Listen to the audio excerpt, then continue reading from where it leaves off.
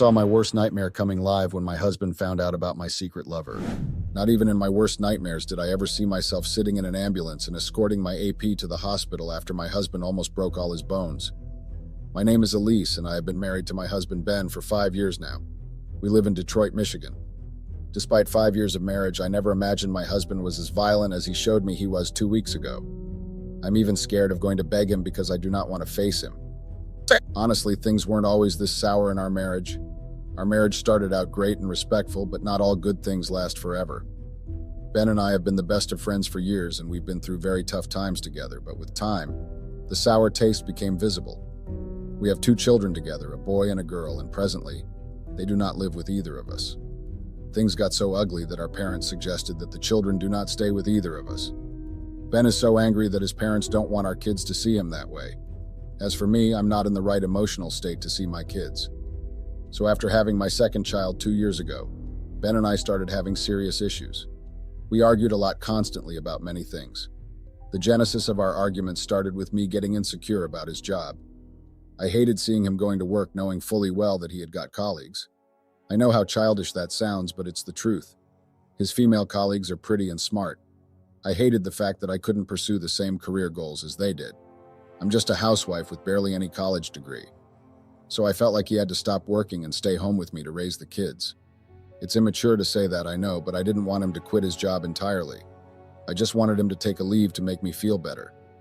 But Ben claimed that he needed to earn money to provide for our kids and the house, and that taking a leave wasn't necessary. After the intervention of his father, we settled things and stopped having arguments.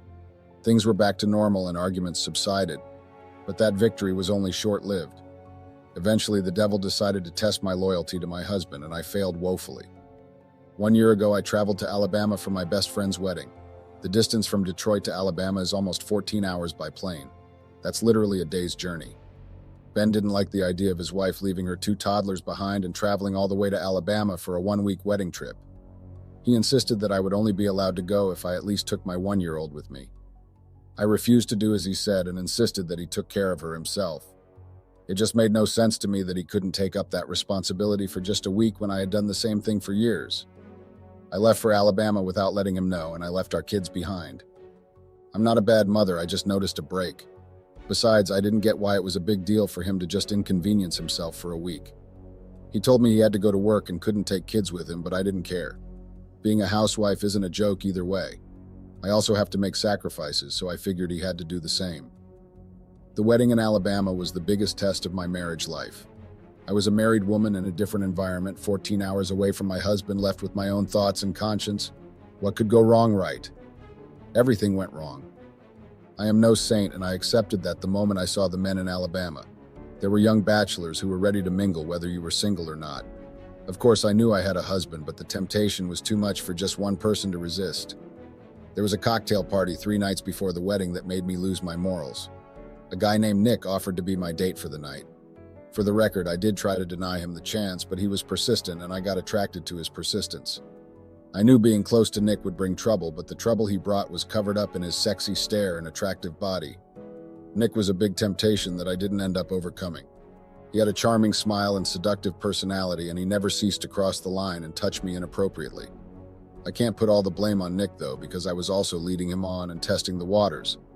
I told him I was single and hid my wedding ring in my bag. I even went as far as removing the picture of Ben and my kids that I had as my home screensaver. I wanted to come off as a single woman. That's how bad I fell for him. I didn't even want him to know I have kids. Many might think what I did is shameful, and I agree, but not everyone is able to resist the forbidden apple that is being dangled in their face continuously. I lacked self-control with Nick, and I didn't even put effort in resisting him. Nick is smart, and he played his cards well. He saw how excited I got when he was near, and he used that to his advantage. For me, it wasn't just lust. It was the fact that I saw someone new in a relationship that was fresh without any history or misunderstanding. It was something different from being married with kids and responsibilities. I finally got to understand why Ben badly wanted me to take the kids with me. My kids would have reminded me of my responsibilities as a mother and wife. But with them nowhere to be found, it was easy to forget that I was married with children. No one knew of me there except my best friend and her husband. She was too busy with her wedding to notice that I was about to commit adultery. Nick loved to play dangerous games, and I didn't stop him. He would whisper nonsense into my ear and I would giggle like a fool. Before the end of the cocktail party, I had kissed Nick over 3 times. I knew Nick would invite me to his room and I wasn't wrong. I agreed without hesitation and went into his room. Even till this day, I would always acknowledge the fact that Nick has a sweet mouth. He has a way with words that can confuse a person and just make you do things you wouldn't usually do. Right now, I hate Nick because it's his fault I have unlocked my husband's worst side. But that's a story for later. That night, Nick and I hit talking, and he said a lot of sweet things to me. He went as far as calling me the most beautiful woman he has ever seen. Normally, I'm not one to get swayed by such words, but on that particular day, there was just nothing I could do. Nick completely brainwashed me, and I shamelessly fell for it. From talking, we started making out, and just like that, I lost my self-control and ended up sleeping with him. The next morning, I shamelessly had a bath with him and ate breakfast in his room. As a matter of fact, I did everything with him that day and even skipped my best friend's brunch with us as the bridesmaids. I was too smitten with Nick to even go to brunch. I didn't want the wedding to end because I knew I would have to go back to reality and face my husband and children. I knew I would feel guilty, but that didn't stop me from sleeping with Nick all through the remaining days of the trip. I even moved from my hotel room into his because I felt it would be easier to access him that way. I became a full wife to a man I'd barely met for a week. On the lady day of the wedding and trip, Nick promised me he would be coming to see me in Detroit once in a while. He lived in Alabama, but told me he was also from Detroit and had family there.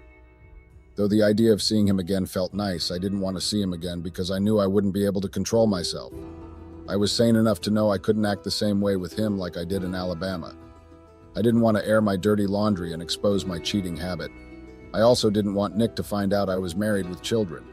It became my dirty little secret to keep my AP and my husband away from each other and never let them meet. But obviously, karma has never liked me because they did meet and it ended in broken bones. But before the fight happened, there was backstory, of course.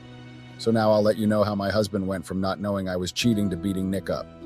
It takes a blind person not to notice a shift in their spouse's aura and movements. Ben is definitely not blind, and after returning from Alabama, he watched me like a hawk watched a chick. In life, I have come to understand that the people who have more to hide are usually the ones that try their best to act and appear normal. That's the same thing that happened to me. I tried too hard to act like everything was fine, and that's how I gave Ben something to suspect. It was hard for me because that was the first time since I got married that I cheated on Ben. In fact, it was the first time since my relationship with anybody, including my exes, that I had cheated. I'd always been loyal to my last relationships that didn't even lead to marriage. So after cheating in my marriage, it was almost impossible to breathe in the same room with my husband. Nick is not a simp that you can manipulate and soften up. Nick is a man with a lot of confidence and intuition. First of all, he held a grudge with me. The fact that I left for Alabama without taking our daughter like he suggested, and that I also left before he woke up, was a big deal to him. He felt like I had disrespected him in some kind of way. When I got back, it was a lot to take in because Nick wasn't having it. He confronted me about leaving the way I did, and I decided to act defensive. I didn't want him to know he was right and that I had disrespected him and our marriage in the worst way possible. Nick refused to believe whatever I had to say, and he claimed that I had something to hide. According to him, the way I left was just too suspicious, and that sneaking away like that only meant I had other intentions. I knew I would rather chew a jean jacket than actually admit that I cheated on him or even had intentions of cheating on him. I decided to gaslight him and then act nonchalant after that. I just couldn't tell him the truth because I knew that he would kick me out without waiting for an explanation. I knew Nick would never forgive me if he found out I cheated. He has zero tolerance for adultery and infidelity. These are things we already spoke about before getting married, so I knew I would not be able to get away with it no matter what I said. That's why I decided to just play it cool and hope he'll forget all about it. I resumed my duties in due time and resumed being a housewife. My relationship with Ben was still rocky because I could tell he still had his suspicions. But I tried my best not to take things too far and just give it time. After some weeks, we felt like we were back to how we used to be. I forgot all about Nick and resumed my normal life. But that was only the calm before the storm. 4 months after the Alabama episode, Nick contacted me again and told me he was in Detroit. Yes, he actually told me that. To say that I was shocked would have to be an understatement. I didn't expect to ever see him again, so you have to imagine how I felt when he told me that. I just didn't know how to take that piece of information. Though it was a mix of feelings, Seven definitely knew that not a single part of me felt excited. There was nothing to be excited about because I knew Nick was trouble and he might end up getting us exposed. I wasn't wrong because not long after learning that he was in Detroit, he started asking to see me. One day he was so persistent that I actually agreed to see him finally. I knew he wasn't going to give up, so it was better to meet him. A part of me also wanted to see him again, even though I knew it was a very bad idea. So we met up for lunch, and just as I suspected, Nick was in trouble. This man barely wore any clothes to lunch, and he was touching me the entire time. Unlike how calm I was when he did the same thing in Alabama, I was extremely scared when he did it in Detroit. I mean, for crying out loud, we were literally in the same city with my husband. I had to be careful with the things I did because it was risky. But I also had to act normal or else Nick would suspect something. I have to admit that was the most awkward lunch I've ever had in my entire life. I had to keep my eyes open and look around just to make sure no one I knew was looking at us. But that man called Nick was too impatient, and he didn't care that we were in a public place. After lunch, I had to rush back home to make dinner for Ben. I also had to go pick the kids from school, so it was hard to meet up for lunch. Even though I rushed, I wasn't able to get things done on time, and Ben can't go back home. From the moment he stepped into the task, he asked me if I had gone out. I was very surprised at his question because I didn't tell him I was going out that day, so I didn't know how he was able to find that out. He angrily asked me why I left the children at school for nearly an hour before picking them up. That's how I got bursted, guys. I wasn't able to pick the kids up on time because I went to get groceries for dinner. I knew the teachers were going to call one of us, but I never imagined they would straight up call Ben without calling me first. When I didn't get a call, I thought they never called anyone. So I was actually surprised when Ben confronted me with all those questions. I was able to get out of that conversation by blaming the grocery store for being too slow with processing my payment. It was a very lame excuse, but I helped Ben shut up a little bit. My mistake was underestimating Ben's intelligence and thinking that everything ended with his questions. I had no idea that he would pursue the truth and get the answers he was looking for. Just like a devil, Nick invited me out a second time, and this time it was to dinner. I tried my best to say no because I didn't want to get caught. But Nick was as persistent as he always was and refused to take no for an answer. I had to be careful because going out in the night without getting noticed was almost impossible. It took me a lot of time to muster up the courage to actually go out on that particular night. I had to wait for the kids to fall asleep and then wait for Ben. Ben usually slept early because he had to wake up early for work, so it wasn't hard to wait for him. After he dozed off, I ran out to go meet Nick. Nick decided to lodge a hotel this time for the both of us. I knew I couldn't sleep over at the hotel, and I told him that, but he begged me to stay. Whenever I met Nick, it was almost like I lost all my brain cells and several of reasoning. I started acting irrational and doing the most stupid things. That's exactly what happened on that particular night. I carelessly had dinner with him, flirted with him, and kissed him many times in public. I think I let my guard down that night because I felt no one I knew would be out late. It also gave me peace of mind to know that Ben had fallen asleep. I slept in the hotel with Nick and then went back home the next morning. When I got back, I almost fainted at the sight that welcomed me. What I saw was every woman's nightmare. No woman wants to see her boxes outside of her marital home. It's a horrific sight, but that's the sight that met me. My heart started pounding in my chest because for someone who had left her boyfriend's hotel room, seeing her things outside her marital room was scary, yet I had to brace up and go in. The moment I got into the house, I was met with his parents in the living room along with my parents. It all came as a shock to me because I couldn't understand what was going on. When I questioned him, he showed me the video of me kissing Nick in the hotel restaurant the night before. I was left speechless with nothing to say up until the time our parents spoke in our presence about where to keep the children. It all happened so fast, and soon enough my mother pulled me by the hair and dragged me out of the house. Even while my parents were scolding me and telling me how disappointed they were, I couldn't say anything because I couldn't believe I had been caught after being so careful. Apparently, Ben actually followed me when he noticed I left the house. It didn't help that he had questioned my movements before. The next day, I called Nick and told him the truth about my marriage and my husband kicking me outside of the house. I'll stop here for now. I have to charge my device and go with my parents to Big Ben. I'll make an update soon. Update. Hi guys, I'll continue from where I stopped now. So Nick actually got very angry when he heard what Ben had done. He was upset I didn't tell him about being married, but according to him, it didn't matter because he was also in a relationship. I asked him if I could come stay with him in Alabama, and he refused. He told me he wants to confront Ben instead and get answers from him. I knew it was a bad idea immediately, but it ended up being the worst idea of my life. I was so shocked that he didn't change his mind. He made me take him to Ben's house. After knocking tirelessly, Ben opened the door. When he saw me with Nick, he instantly realized what the visit was about. Nick tried acting like an alpha by raising his voice and asking Ben why he threw me out of the house. "How dare you send the mother of your kids outside of your house like that?" he asked Ben. I even cringed at his words because I knew how weird the whole situation was. Ben tried to close the door in our faces, but Nick held it out and said, "I'm asking you a question." The next thing I saw was Ben grabbing Nick's shoulder and kicking him straight into the stomach before grabbing his hands and punching him in the face.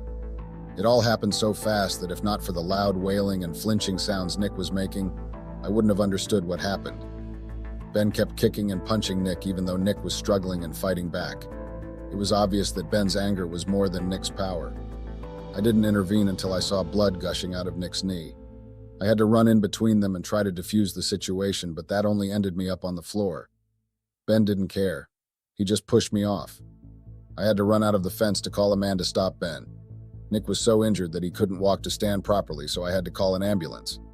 I couldn't believe that I escorted my AP to the hospital in an ambulance after my husband beat him up. Nick getting beat up was bad, but obviously he had it coming. He wanted to save himself the responsibility of taking care of me. But I still got in public and pushed to the ground. The worst part is that Nick made me pay his medical bill and blamed me for his injuries. He even went as far as blocking my phone number in front of me and telling me never to contact him again. He claimed that I was after his life and set him up with my husband. He blackmailed me into paying his bills or he would file charges on me and my husband. I had to pay the bills because I didn't want any drama. Do you guys remember in the last update I said I was going to beg Ben with my parents, right? It didn't end well. Ben has filed for divorce and he's not ready to forgive me. I'm getting a divorce, guys. He even told my parents about the move I made to bring my AP to his house. I didn't tell my parents about it before, so that didn't help my case at all. They were so disappointed that they asked me to move out. I used all my savings to pay for Nick's medical bill, so I'm broke. To make matters worse, Nick has ghosted me. I can't even walk with my head up high because people saw me running around the day Ben beat the hell out of Nick. I'm living in shame and barely any money, and now I'm going through a divorce and custody battle. All these have taken a toll on me, and I'm beyond exhausted. Ben left no stone unturned, and he has refused to give me any child support because he's asking for full custody of our children. He's trying to prove in court that I have abandoned them in school to go on dates, and I've also abandoned them for a week just for a wedding. I can see him winning this battle with his qualified lawyers.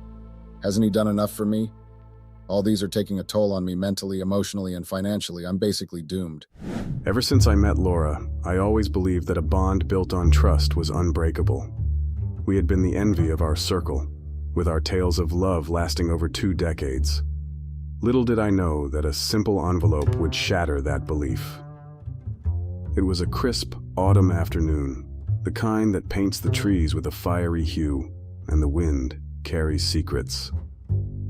As I walked towards my home after a long day at work, I noticed a stark white envelope lying in our mailbox. No stamp, no address, just a simple handwritten mark on the front. Curiosity got the better of me, and I swiftly tore it open. The letter inside was typed, and the words sent chills down my spine. "Open your eyes, Mark. Love can blind, but the truth can hurt even more. Laura isn't as faithful as you think." I felt my heart skip a beat. Laura, my Laura, cheating on me? No, it can't be. We had spent more than 20 years together, sharing not just a home, but dreams, hopes, secrets, and every imaginable emotion. This had to be a sick joke, but who would do such a thing, and why? I looked around, half expecting to see a pair of sneering eyes watching me from the shadows, enjoying the aftermath of their cruel prank. But the street was quiet, with just the rustling leaves and my racing heartbeat breaking the silence. I hid the letter in my briefcase, deciding not to share it with Laura just yet. Instead, I resolved to keep an eye on her, to watch for signs that could confirm or refute this terrible accusation. I believed in her, in us. Yet, there was this gnawing feeling at the pit of my stomach, like a worm eating away at the apple of our love. Over the next few days, everything seemed normal. Laura was her usual chirpy self, filling our home with her laughter and love. But then I noticed it. Robert, our close friend for years, a man I'd shared countless memories with, was around more than usual. At first, I dismissed it as mere coincidence, but the signs started to add up. The stolen glances they exchanged when they thought I wasn't looking, the hushed conversations that ceased when I entered a room, the secret smiles that hinted at shared secrets. I wanted to confront her, to ask her outright, but every time I mustered the courage, she'd look at me with those same eyes filled with love, and my doubts would melt away. But the envelope's message remained, lurking in the shadows, reminding me that sometimes, what seems too good to be true usually is.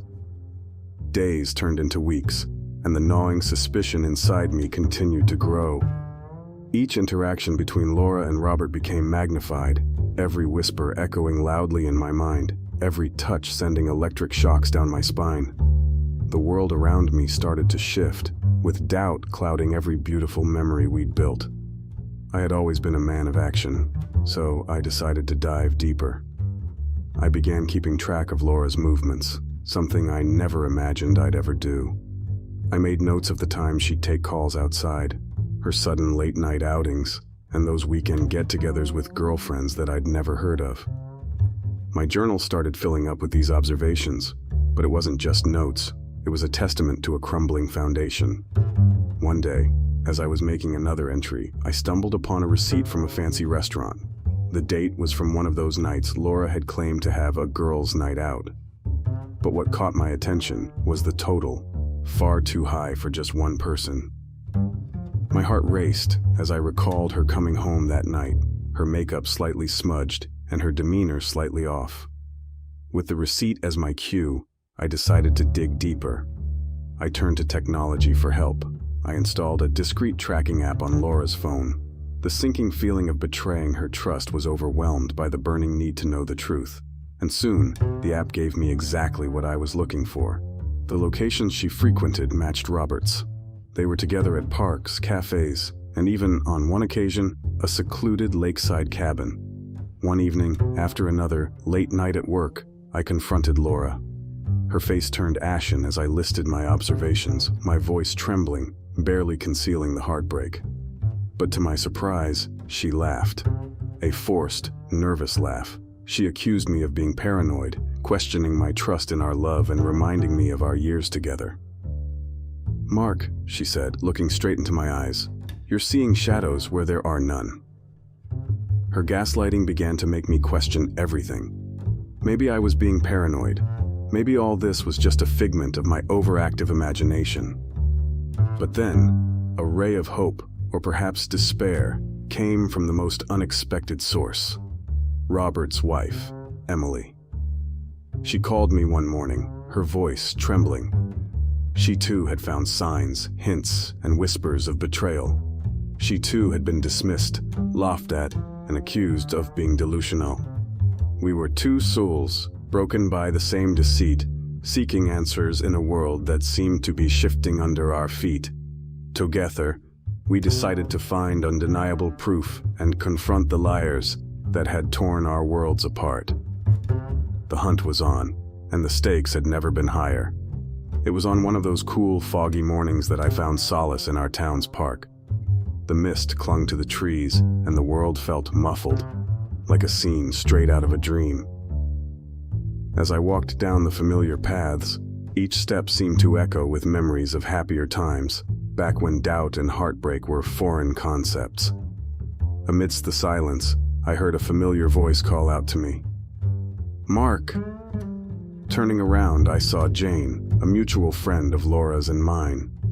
With her sun-kissed hair and always comforting smile, Jane had been an ever-present figure in our lives.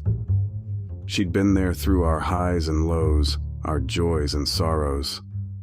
She approached, her eyes showing a hint of concern. "You look like you've seen better days," she remarked gently. We sat on a nearby bench, the cold metal, a stark contrast to the warmth of memories associated with this place. With a deep breath, I spilled everything.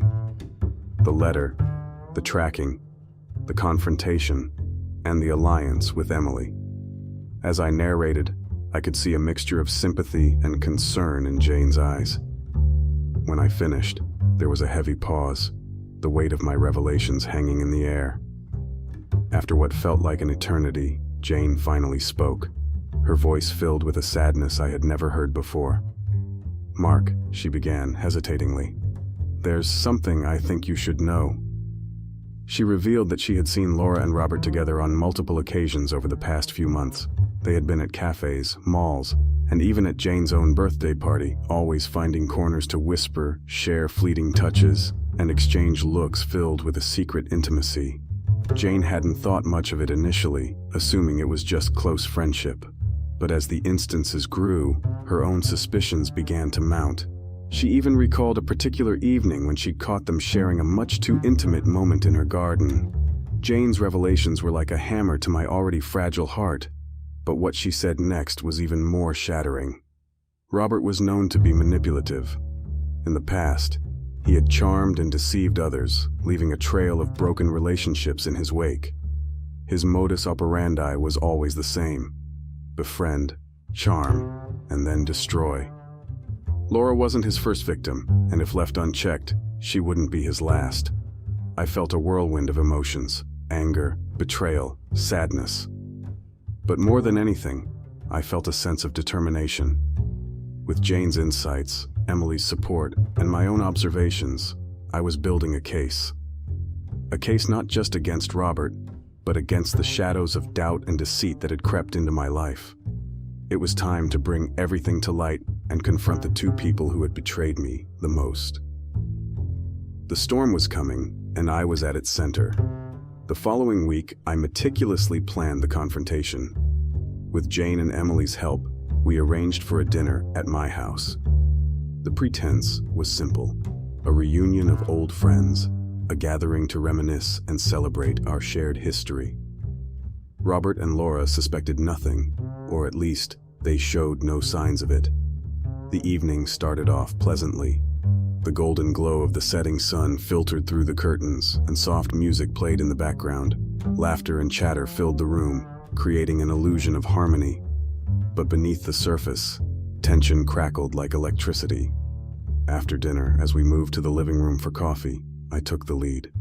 With a deep breath, I began. Tonight isn't just about memories or celebrating friendship. It's about truth and confronting the shadows that have crept into our lives. The room went silent. Laura's face turned pale, and Robert shifted uncomfortably. I continued, laying out all the evidence, from the letter to Jane's revelations, from the tracking results to the emotional pain that their deceit had inflicted on Emily and me. The atmosphere was thick with emotion. Accusations flew, voices raised, tears flowed, and for the first time, the mask of deception started to crumble. Robert, in a desperate bid to deflect blame, tried to paint himself as the victim. He spoke of loneliness, of feeling unappreciated, and how Laura was a beacon of hope in his desolate life. Laura, on the other hand, seemed lost and confused. She alternated between expressing remorse and accusing me of smothering her with my insecurities. She admitted to being swayed by Robert's charm, but also expressed her frustration at feeling taken for granted in our relationship. Jane and Emily were my pillars of support.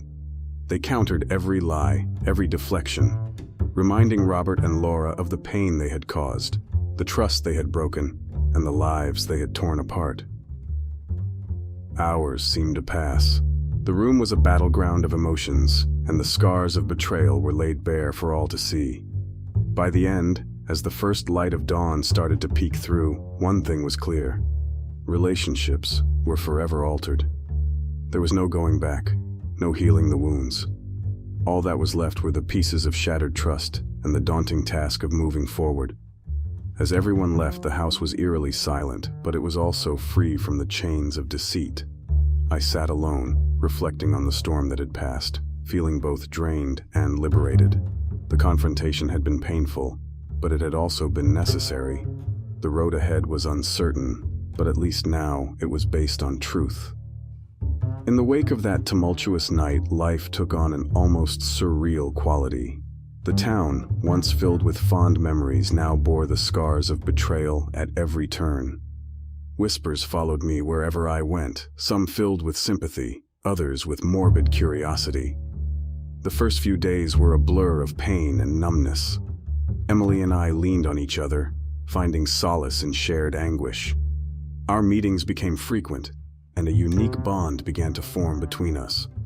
It wasn't romantic, but rather an understanding, a mutual support system built on the ruins of deceit. Laura, overwhelmed by guilt, retreated from social life. She moved out, seeking solace in solitude, grappling with the consequences of her actions. From mutual friends, I learned she had started therapy, trying to find answers and perhaps a path to redemption. Robert, true to his manipulative nature, attempted to spin the story in his favor, painting himself as a misunderstood soul caught in the crossfire of emotions. But his charms had limits. With the truth out in the open, many began to see through his facade. He faced social ostracization and was even forced to step down from several community committees. About a month after the confrontation, I received a handwritten letter, its familiar script tugging at my heartstrings. It was from Laura. She wrote of her remorse, her realization of the depths of her betrayal, and the pain she had inflicted, not just on me, but on herself as well. She didn't ask for forgiveness. She merely wanted me to understand her side of the story, her loneliness in our relationship, her vulnerability, and how Robert had expertly exploited it. Reading the letter was an emotional roller coaster.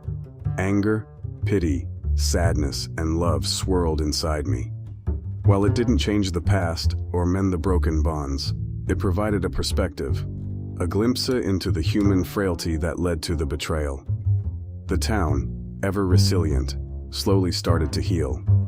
New stories replaced the old, and life resumed its pace. But for those of us at the heart of the storm, the journey was just beginning. Emily, finding strength in her pain, started a support group for individuals dealing with betrayal.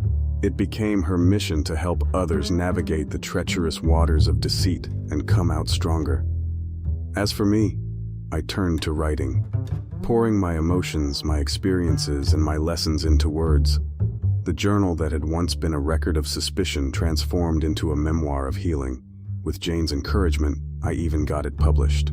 The book, titled Shadows of Deceit, became a local bestseller and resonated with many who had faced similar betrayals. The final chapter of my story was marked by a simple yet profound event. On the anniversary of the confrontation, I visited the same park where Jane had revealed the truth to me. Sitting on the familiar bench, I took out Laura's letter, reread it one last time, and then set it aflame. As the ashes floated away, carried by the gentle breeze, it symbolized my letting go, my release from the chains of the past, and my first step towards a future of healing and hope.